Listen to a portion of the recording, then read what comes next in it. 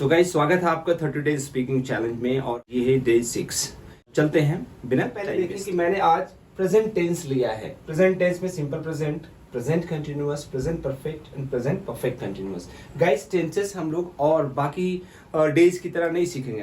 आज देखेंगे टेंसेस का रियल में स्पोकन में क्या यूज है, हम कैसे उसे अप्लाई करेंगे। कुछ सेंटेंसेस हम प्रैक्टिस करके देखेंगे, मतलब साथ साथ प्रैक्टिस करते हुए चलेंगे और हमें पता चलेगा कि प्रेजेंट के चारों टेंसेस में क्या फर्क है, कब यूज करना है और कैसे यूज करना है। तो गाइस वीडियो शुरू करने से पहले मैं आप लोगों से रिक्वेस्ट करूंगा कि अगर आप चैनल पे नए हैं तो प्लीज लाइक और सब्सक्राइब जरूर कर लें ताकि आने वाली वीडियो का नोटिफिकेशन आपको मिलता रहे। तो गाइस जैसा कि आपने मेरी लास्ट वीडियो देखी होगी उस पे हम लोगों ने डेली रूटीन के बारे में डिस्कस किया था कि हमें अपने डेली रूटीन कैसे बोलनी है। तो गाइस आज भी अगर आप और कभी भी बात करें डेली रूटीन की, जब बात करते हैं तो डेली रूटीन बोलने के लिए हमें सिर्फ और सिर्फ सिंपल प्रेजेंट टेंस की जरूरत पड़ती है। चाहे कभी भी डेली रूटीन बोलते हैं, डेली रूटीन का मतलब डेली एज यूजुअल चीजें होती हैं। लेकिन आज हम लोगों को करना है प्रेजेंट के सारे टेंसेस, इनका क्या काम है, कब यूज और कैसे यूज करेंगे और स्पोकन में इनकी क्या जरूरत है, कितना हद तक हमें ये हेल्प कर सकते हैं। तो गाइस चलते हैं। सबसे पहले देखते हैं सिंपल प्रेजेंट टेंस। जैसा कि हम लोगों ने बात करी थी कि डेली रूटीन हमें बोलना है तो उसके लिए हमें सिंपल प्रेजेंट टेंस यूज करना है। बिल्कुल सही। अगर आपको बोलना है कि मैं सुबह उठता हूँ, फ्रेश होता हूँ, नहाता हूँ, तैयार होता हूँ, तो बिल्कुल सिंपल प्रेजेंट टेंस का फॉलो करना है। सब्जेक्ट के बाद डायरेक्टली वर्ब की first form, I wake up early in the morning, I get fresh, I get ready, after that I go to school, I go to coaching centre, I go to college, जो आपका काम है। फिर आपने कहा कि मैं पूरे दिन का काम इसी तरह से निपटाता हूँ। थोड़ा मैं फास्ट बोल रहा हूँ क्योंकि लास्ट वीडियो में हम लोगों ने डेली रूटीन ऑलरेडी डिस्कस किया है। अगर आप लास्ट की वीडियो नहीं देखा है तो आप जाके प्लेलिस्ट में आप डे 5 की वीडियो देख लें। तो गाइस यहाँ पे डेली रूटीन की बात करने के लिए हमें सिंपल प्रेजेंट टेंस, इसके अलावा मैंने बताया था कोई भी यूनिवर्सल ट्रुथ, कोई भी नेचुरल काम, नेचर बताना है तो वहां पे सिंपल प्रेजेंट। जैसे आपने कहा कि अब किसी के बारे में बता रहे हैं तो ही अक्सर देर से आता है तो इंग्लिश क्या बोलेंगे, ही ऑफन कम्स लेट। आपने कहा अक्सर देर से आता है तो ही ऑफन कम्स लेट, वह अक्सर देर से आता है। अक्सर वह बॉल पेन से लिखता है तो ही usually writes with the ball pen, usually write with the ball pen, अक्सर वह बॉल पेन से लिखता है। तो आप देखें यहाँ पे कि यूजुअली जब हमने किया अक्सर ज्यादातर, तो आपने देखा यहाँ पे ही है तो सिंपल प्रेजेंट टेंस है तो usually writes with the ball pen, ज्यादातर और अक्सर वो ब्लू पेन से लिखता है। तो यहाँ पे यूजुअली के साथ में आपने देखा सिंपल प्रेजेंट टेंस है तो वर्ब की कौन सी फॉर्म यूज करें हमने, राइट्स, वर्ब की फिफ्थ फॉर्म क्योंकि ही थर्ड पर्सन है। और सेंटेंस जब यूजुअली हो जाएगा ना, अगर ब्लैक ऐसे भी दे दिया जाए, आपको कभी एग्जाम्स वगैरह में एक्सरसाइज दिया जाता है यूजुअली और आगे ऑप्शन राइट है तो आपको राइट का रूट नहीं होगा। जब भी होगा यूजुअली है ना, मतलब एक नेचुरल सी बात, हमेशा की बात बता रहे हैं। तो यहाँ पे जब भी होगा तो क्या होगा, राइट्स। अगर ही है तो, अगर आई है तो राइट होगा, वर्ब की फर्स्ट फॉर्म। तो ये देखिए कि आप सिंपल प्रेजेंट टेंस का काम क्या है। जैसे आपने कहा कि मैं आजकल मैं देर से जगता हूं, थोड़ा रूटीन मेरी बदल रही है, तो आजकल की इंग्लिश क्या बोलेंगे, नाउअडेज आई वेक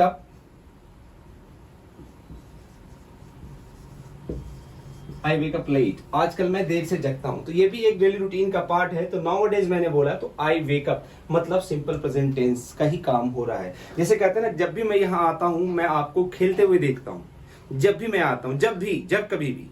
तो आप देखें गाइस ये भी सिंपल प्रेजेंट टेंस का पार्ट है। बस आपको पहचानना है कि कौन सा टेंस है। जब भी मैं यहाँ आता हूं, अगर आपको लग रहा है ना कि हिंदी के हिसाब से ता है, ते है, ती है आसान लग रहा है तो ठीक है, आप वैसे भी करें। कोई भी काम करता है ऐसा होता है। जैसे आपने कहा जब भी मैं यहाँ आता हूं, तो जब भी जब कभी भी, तो इसकी इंग्लिश हम क्या बोल रहे हैं, whenever I come here I find you sleeping। तो आप देखिए यहाँ पे जब भी मैं यहाँ आता हूं मैं आपको सोते हुए पाता हूं, मतलब मैं आपको सोते हुए देखता हूं। तो आप देखिए यहाँ पे whenever के बाद पहला सेंटेंस भी सिंपल प्रेजेंट है और दूसरा सेंटेंस भी सिंपल प्रेजेंट है। क्यों? क्योंकि हम अक्सर एक हैबिचुअल एक्शन की बात बता रहे हैं हम। जैसे आपने कहा कि जब भी मैं यहाँ आता हूँ, whenever I come here, ये भी सिंपल प्रेजेंट टेंस है, whenever I come here। मैं आपको सोते हुए पाता हूँ तो I find you, पाता हूँ ये भी सिंपल प्रेजेंट टेंस है, I find you। अब यहाँ पे स्लीपिंग आ गया तो इसे कंफ्यूज नहीं होना है आपको। I find you sleeping continuous tense का पार्ट नहीं है, ये जिरंड है, अभी आगे पढ़ेंगे हम लोग।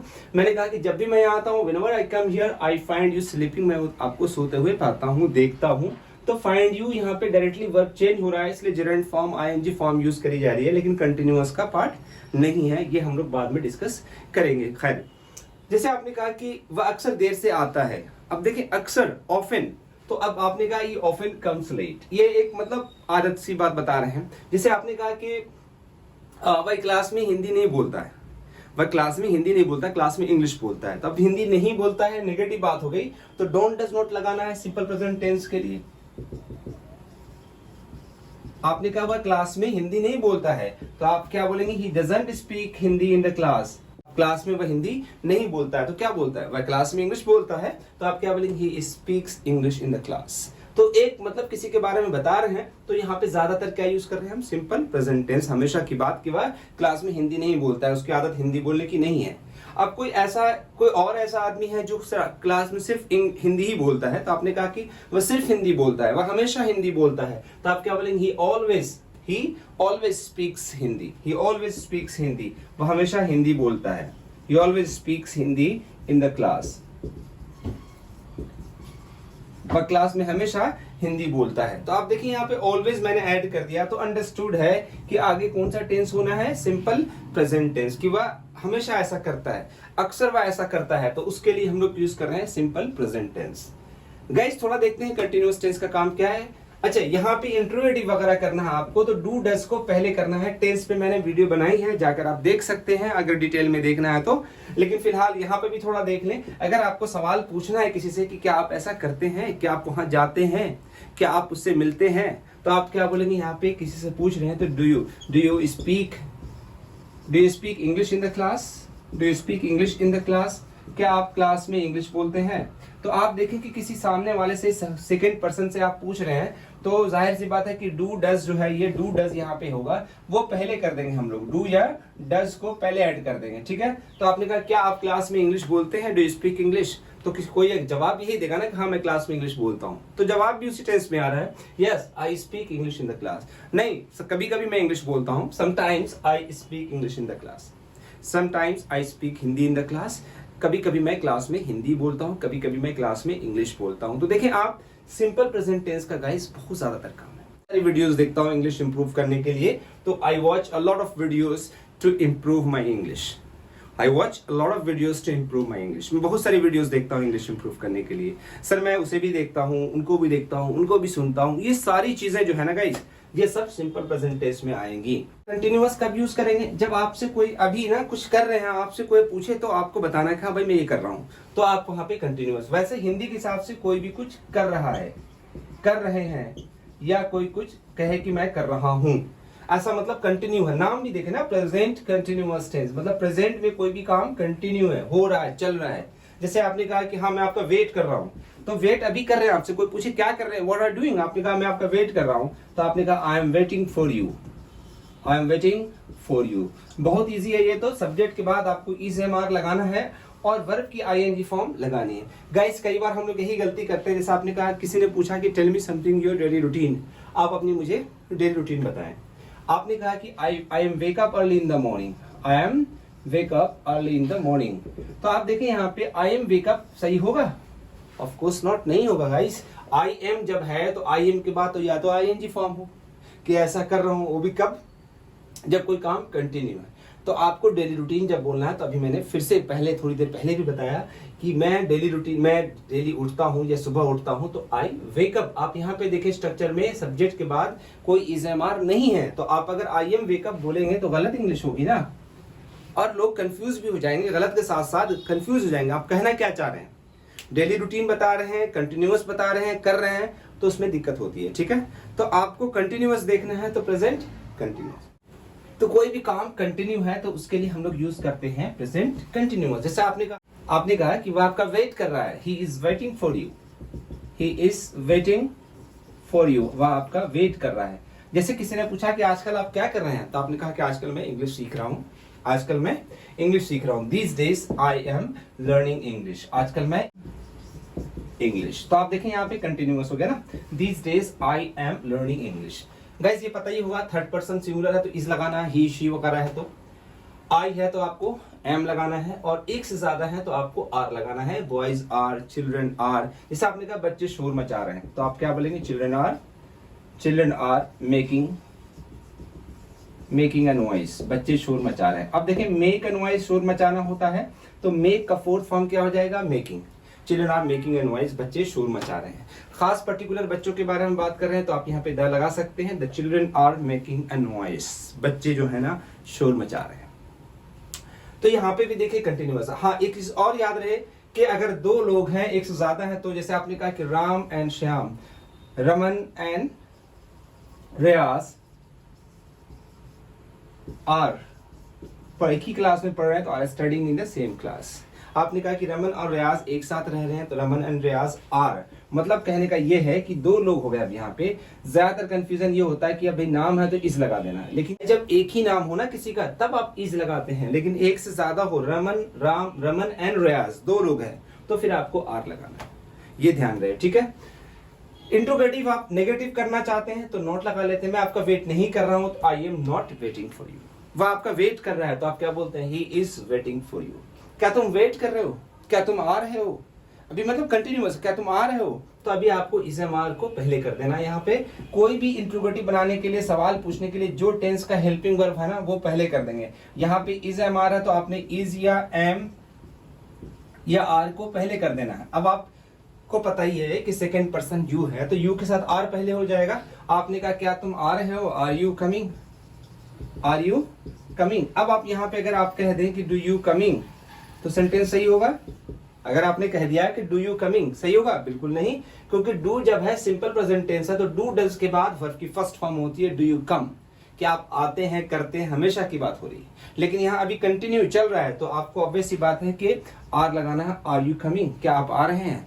अगर आप आ रहे हैं तो आप बोलेंगे यस आई एम कमिंग, हाँ मैं आ रहा हूं। किसी ने पूछा कि आपका भाई क्या कर रहा है, तो आपने पूछा what is your brother doing,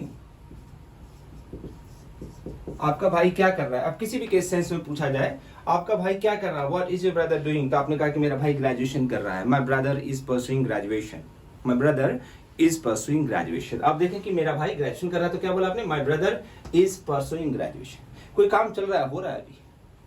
क्या आप इंग्लिश सीख रहे हैं, आर यू लर्निंग इंग्लिश, तो आपने कहा yes I am learning English. मैं इंप्रूव कर रहा हूं धीरे धीरे, तो आपने कहा yes I am improving, slowly and gradually I am improving, धीरे धीरे मैं इंप्रूव कर रहा हूं। तो ऐसा कोई भी काम हो रहा है तो उसके लिए, बारिश हो रही है तो बोलना है आपको यहाँ पे इट इज रेनिंग आउटसाइड, बाहर सब बारिश हो रही है, इट इज रेनिंग, बारिश हो रही है। आपने कहा मूसलाधार बारिश हो रही है, it is pouring, it is pouring. Pour मतलब भी मूसलाधार बारिश होना। अगर आप बोलना चाहें तो ये भी बोल सकते हैं it is raining cats and dogs, it is raining cats and dogs, मूसलाधार बारिश हो रही है। आपने कहा रिमझिम बारिश हो रही है, हल्की बारिश हो रही है, बूंदा बूंदी हो रही है, तो it is drizzling, it is drizzling, हल्की हल्की बारिश हो रही है, इट इज ड्रिजलिंग। तो गाइस यहाँ पे देखिए कोई भी काम कंटिन्यू है, चल रहा है, हो रहा है, तो उसके लिए हम लोग यहाँ पे प्रेजेंट कंटिन्यूअस टेंस यूज कर रहे हैं। अब आगे देखेंगे हम लोग प्रेजेंट परफेक्ट का काम क्या है हमारे इंग्लिश को बोलने में। तो गाइस देखिए प्रेजेंट परफेक्ट का काम क्या है। अभी आप हिंदी में कहते हैं ना कोई भी काम कर चुका है, कर चुके हैं, या कर चुका हूं, या आप कहते हैं मैंने काम कर लिया है, तो ठीक है, मैंने आपको देखा है। तो यहाँ पे इस तरह की कुछ हिंदी हो तो प्रेजेंट परफेक्ट टेंस यूज करते हैं अपनी हिंदी के हिसाब से जो हमने पढ़ा है। लेकिन इंग्लिश जब बोलते हैं तो पता ही है आपको कि इतनी हिंदी सेंटेंसेस याद नहीं रहते हैं। अभी आपने बोला कि हाँ मतलब कोई काम फिनिश हो गया, आपको बताना है, तो काम प्रेजेंट में देखना है कि आपको प्रेजेंट में परफेक्ट हो गया, तो आपको ये टेंस लगाना है। स्ट्रक्चर बहुत सिंपल है, सब्जेक्ट, उसके बाद हैज या हैव, और वर्ब की थर्ड फॉर्म। गाइस कोई भी परफेक्ट टेंस हो, कोई भी present perfect tense, past perfect tense, future perfect tense, सभी जगहों पर वर्ब की थर्ड फॉर्म ही लगाना है। ये फिक्स्ड है एकदम, बिल्कुल रट लें आप कि वर्ब की थर्ड फॉर्म ही यूज होगी हैज हैव के साथ में। अगर आपने कहा हाँ मैं ये काम कर चुका हूं, yes I have done this work, मैंने आपको इन्फॉर्म कर दिया है, मतलब कोई काम पहले से चल रहा था अब पूरा हो गया। जैसे आपने देखा छोटे छोटे बच्चों को भी लंच करते तो कहते हैं बेटा अगर फिनिश होता है तो आपको ये इंग्लिश बोलना है कि I have finished my lunch, मैंने अपना लंच फिनिश कर दिया है, खत्म कर दिया है। आई हैव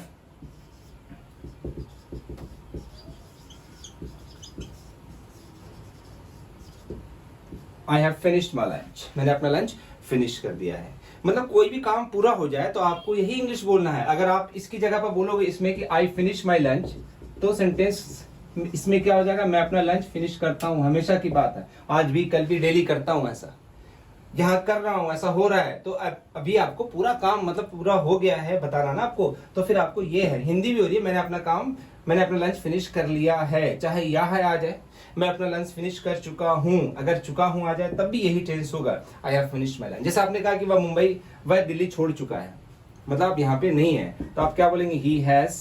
अब लीव की थर्ड फॉर्म क्या हो जाएगी, left, he has left Delhi, वह दिल्ली छोड़ चुका है। गाइस यहाँ पे वर्ब की सेकंड थर्ड फॉर्म का बहुत काम है, मतलब खासकर थर्ड फॉर्म का। आपने कहा वह दिल्ली छोड़ चुका है, तो आप इंग्लिश क्या बोलेंगे, ही हैज लेफ्ट दिल्ली। आपको देखना है कि ही है तो हैज लगाना, वर्ब की थर्ड फॉर्म। आप इंग्लिश में हिंदी मतलब याद नहीं भी रखते हैं ना, बस एक माइंड में लेके चल रहे हैं कि आपको पहले सब्जेक्ट यूज करना है, आई है तो पता है, हैव लगाना है और वर्ब की थर्ड फॉर्म। ज्यादा मुश्किल होना गाइस, तो सिर्फ पहले आप अपने बारे में प्रैक्टिस करें कि आपने कुछ भी कर लिया है, किसी को बताना है आपको इंग्लिश में, तो आई के बाद हैव ही लगता है और वर्ब की थर्ड फॉर्म। किसी को बताना सर मैंने टॉपिक प्रिपेयर कर लिया है, तो आप इंग्लिश बोलेंगे I have prepared the topic. हाँ मैंने उसको कॉल कर दिया है, मम्मी पापा से अरे उसको कॉल किया आपने, बुला लिया है, तो आपने कहा yes I have called him, मैंने उसे कॉल कर दिया है। मैंने प्लम्बर को कॉल कर दिया है, तो आप क्या बोलेंगे, I have called the plumber,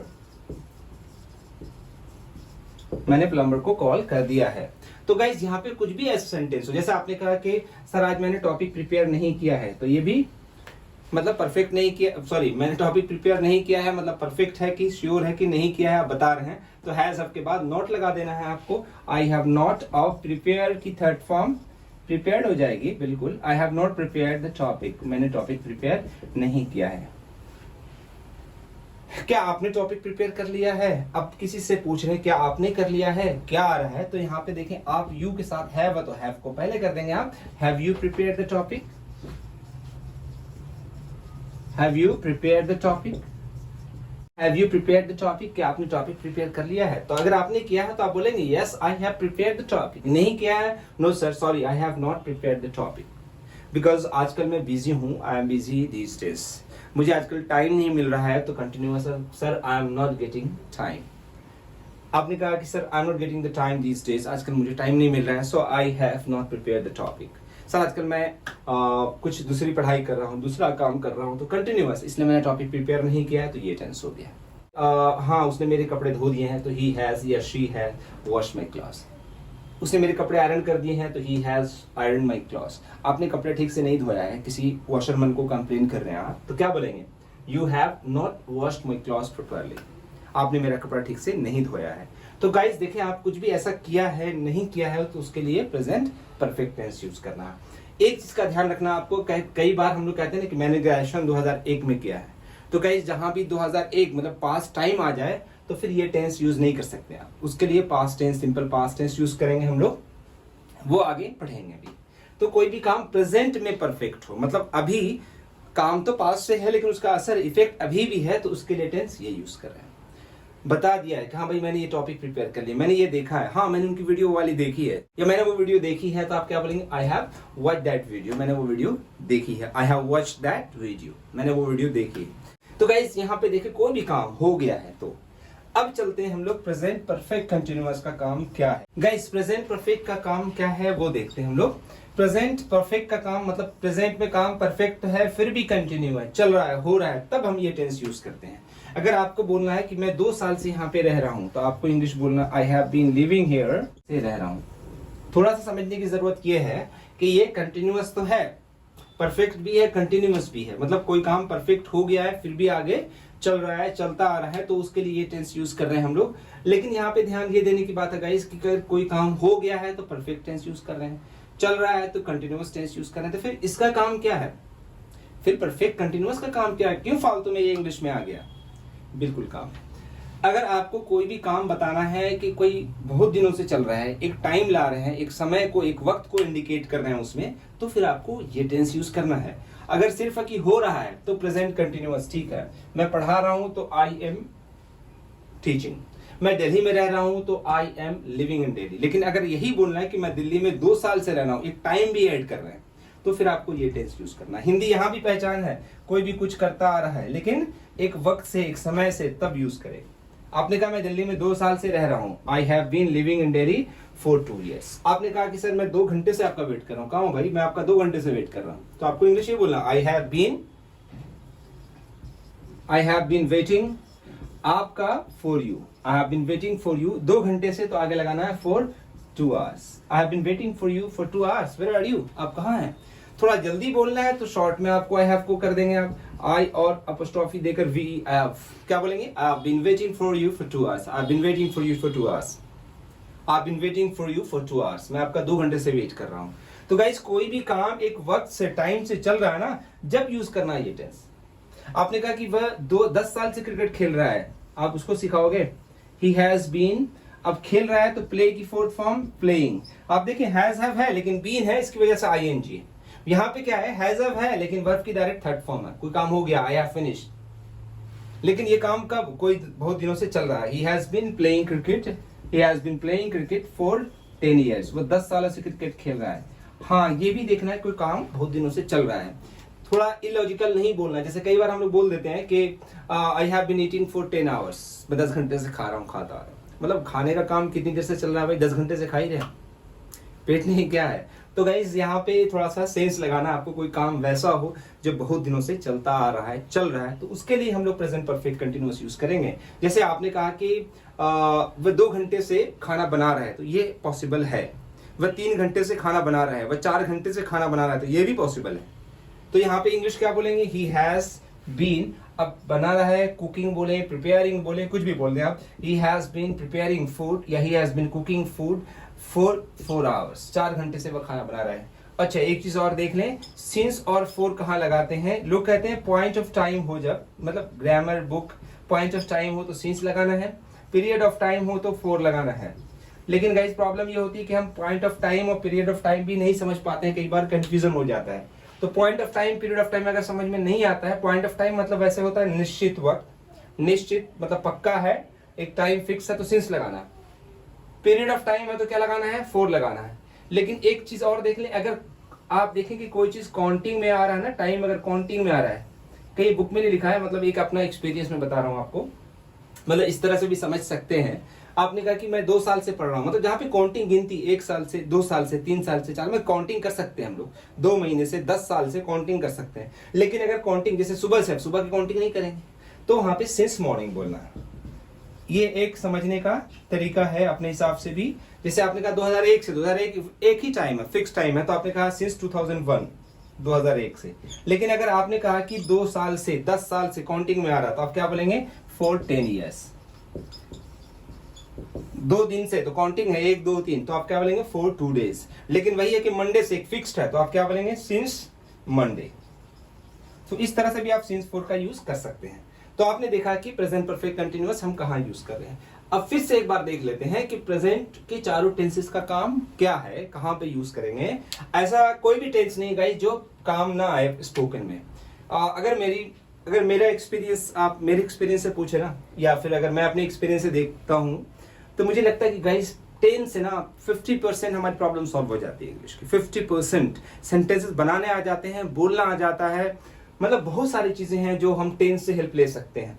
और अगर टेंस नहीं आता गाइस तो आगे पैसिव वॉइस है, बहुत सारी चीजें हैं, सेंटेंसेस बनाना है, कुछ लिखना है टॉपिक वगैरह, तो वहां पे भी दिक्कत आती है।